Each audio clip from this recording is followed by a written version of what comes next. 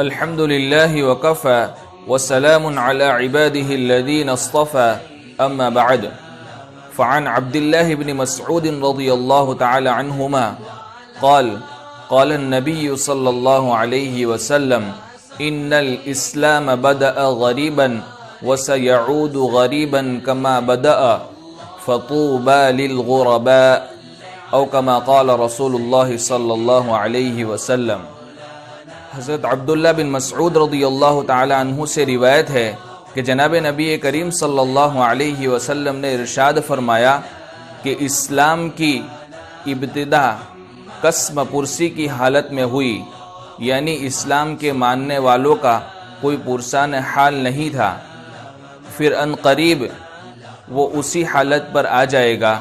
جیسے پہلے تھا۔ بس غریبوں کے لیے خوشحالی ہے، یعنی اسلام کے ماننے والے غریب لوگوں کے لیے خوشحالی ہے۔